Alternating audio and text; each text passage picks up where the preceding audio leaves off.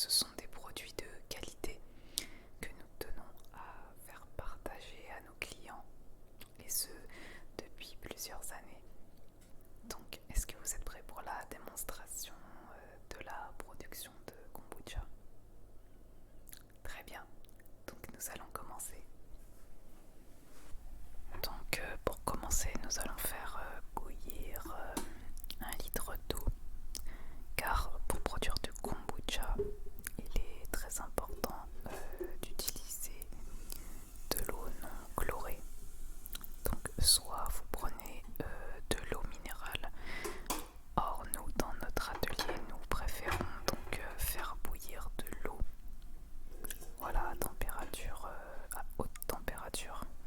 Ça permet de purifier l'eau et de faire évaporer le chlore afin de ne pas abîmer les souches de kombucha. Donc ensuite on verse donc l'eau bouillante dans une casserole ou une grande marmite. Voilà, et on va y ajouter donc du thé noir. Il faut utiliser du thé noir de préférence car c'est ce qui fermente le mieux. Alors nous utilisons du thé noir bio qui provient directement du Sri Lanka. C'est une production locale et nous achetons donc nos thés principalement de là-bas car ils sont de très bonne qualité. Sinon nous avons également du thé du Japon. Voilà, donc nous utilisons, le plus simple c'est d'utiliser une boule à infusion. Alors pour 1 litre, il faut compter 5 à 6 grammes de thé. Voilà, donc on va laisser infuser. Je vous conseille pour une bonne production de kombucha, pour que cela fermente bien, de laisser infuser 20 minutes. Voilà, au moins 20 minutes, car le SCOBY, ce qu'on appelle le SCOBY, c'est l'association de levures et bactéries que je vais vous montrer tout à l'heure. Et bien il va se nourrir des tanins présents dans le thé. Et c'est grâce à ça que nous allons obtenir une boisson fermentée. Donc du coup à la fin, voilà, donc on va rajouter également du sucre. Alors je préfère utiliser du sucre blond de canne bio. Donc pour 1 litre, il faut compter 70 grammes de sucre environ. Mais comme nous allons produire en fait au final un bocal de 3 litres, eh bien je vais mesurer l'équivalent de 210 grammes de sucre. Donc 210 grammes de sucre. Donc le mieux c'est de peser à l'aide de la balance, mais avec mon verre doseur, je sais que une coupe, one cup sur le doseur correspond à 200 grammes. Donc c'est la quantité qu'il nous faut. Voilà. Donc là, on a environ 210 grammes que l'on va rajouter au thé et que l'on va mélanger afin que le sucre se dissout bien dans le thé. Voilà, donc vous mélangez bien. On mélange bien jusqu'à ce qu'il n'y ait plus de grains. Voilà, tranquillement. Voilà. Et on va laisser comme ça infuser tranquillement pendant 20 minutes environ afin que l'on obtienne le maximum de tanins, c'est-à-dire le thé, obtenir le maximum de molécules de thé dans la solution. Voilà, et plus c'est coloré et plus vous aurez du tanin à l'intérieur, et voilà, plus le kombucha sera meilleur en général.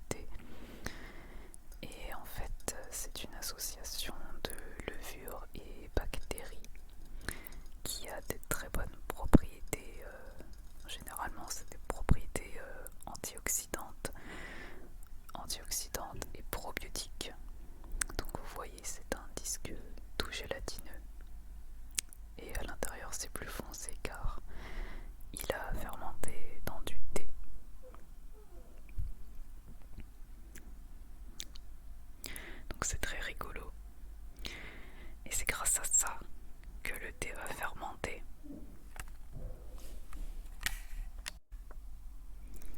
Donc là je verse le liquide qui était présent avec le SCOBY. C'était du liquide d'une précédente fermentation. On l'appelle également du starter car grâce à ce liquide, on va pouvoir démarrer une autre fermentation. Donc vous allez voir plus tard que c'est très important d'avoir toujours du liquide d'une précédente fermentation avec le SCOBY.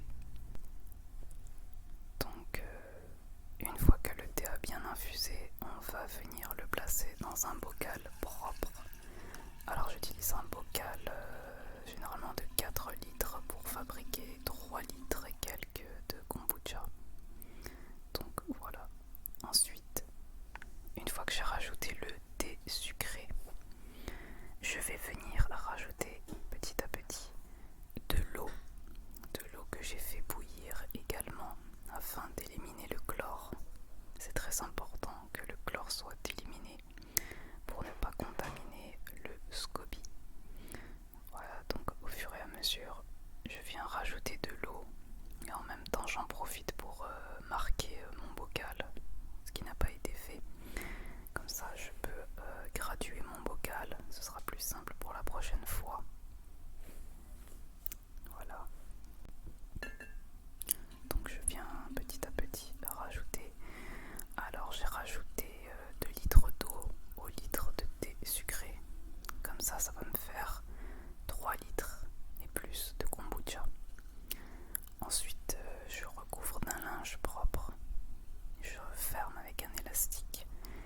Et du coup je vais laisser comme ça refroidir à température ambiante.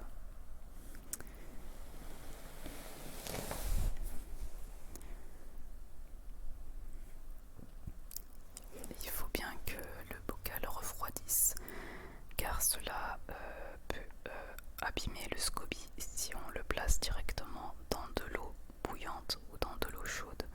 Donc il est très important de faire refroidir ce liquide avant d'y placer notre souche. Donc là je vérifie la température si c'est pas trop chaud. Pour cela j'utilise une petite paille. J'utilise une petite paille et je viens prélever un peu de thé et je mets quelques gouttes sur ma main pour voir si ce n'est pas trop chaud. En fait il faut que le liquide soit à température ambiante, on va dire, donc un peu tiède. Si c'est tiède ou froid c'est bon, mais il ne faut pas que ce soit trop chaud, pas bouillant, sinon ça va tuer le SCOBY. Donc une fois que j'ai checké la température, je me relave les mains avec du vinaigre et je viens prendre du coup mon SCOBY, donc mon disque tout gélatineux.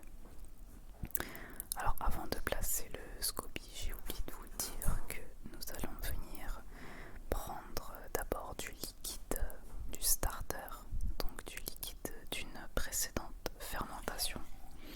Alors pour la proportion, il faut compter 10%. Alors 10% de thé par rapport au thé. Donc comme j'ai fait 3 litres, pour moi ça va correspondre à 300 ml de starter. C'est grâce aussi à ce starter que le thé va pouvoir fermenter. Donc il ne faut surtout pas oublier de rajouter les 10% de starter. Voilà, donc je le place dans mon bocal avec le thé sucré. Et très important, bien mélanger tout ça. Il faut que tout le liquide soit bien homogène, bien réparti. Car les propriétés, ce sont les propriétés du starter qui vont permettre la fermentation. Donc il faut qu'il y en ait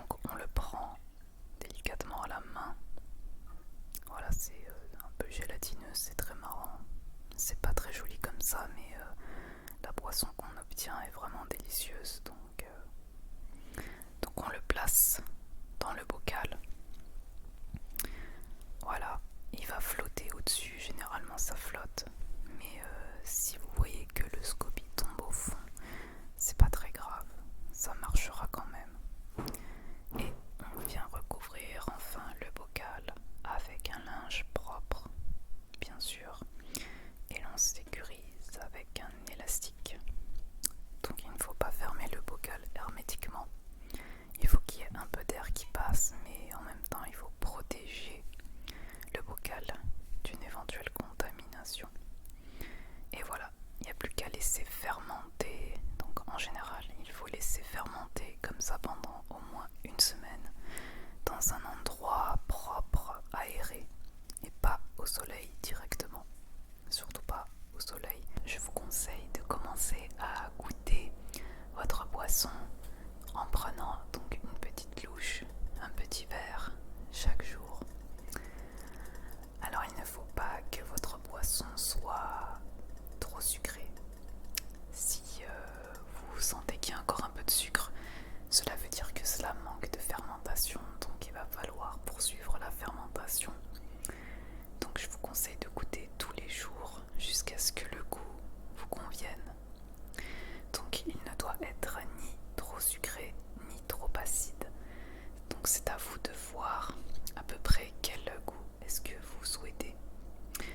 Mais généralement un bon kombucha doit avoir un goût de cidre, donc un goût un peu vinaigré, mais pas trop acide non plus.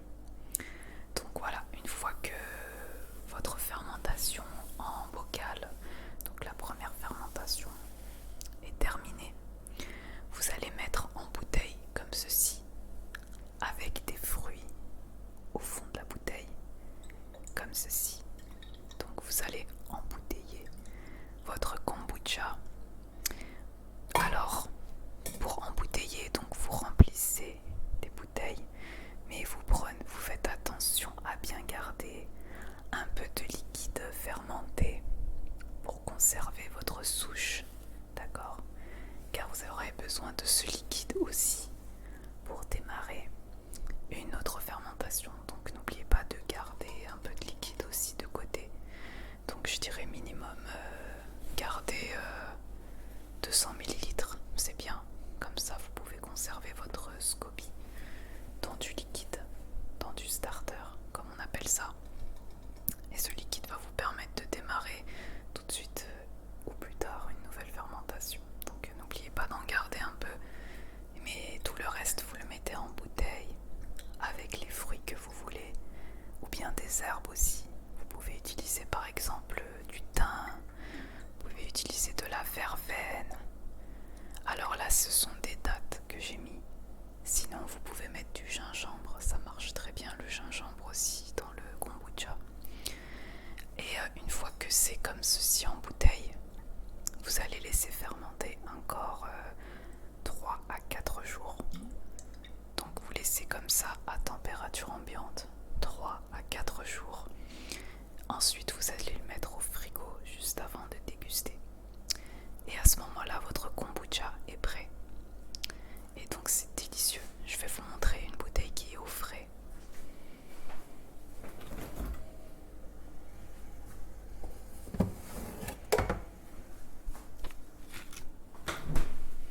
Celle-ci a été aromatisée avec du jus de cranberry.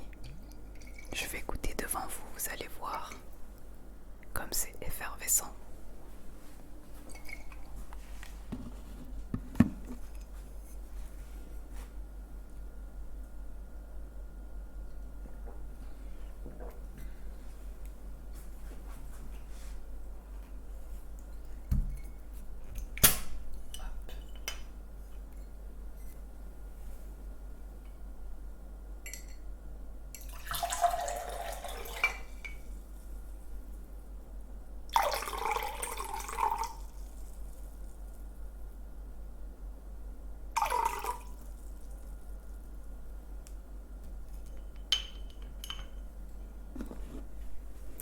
Voilà, donc je sais pas si vous avez entendu, mais c'est assez pétillant. Donc faites très attention quand vous décapsulez vos bouteilles, surtout car ça peut exploser parfois. Donc allez-y doucement et surtout utilisez des bonnes bouteilles comme celle-ci qui supporte la pression.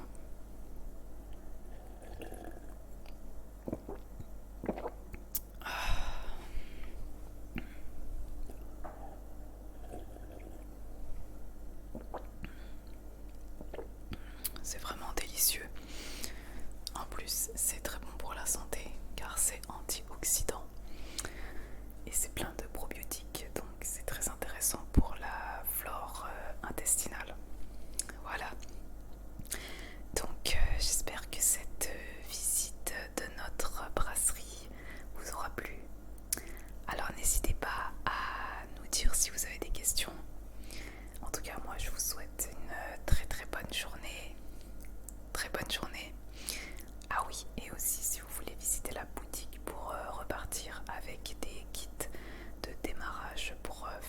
chez vous.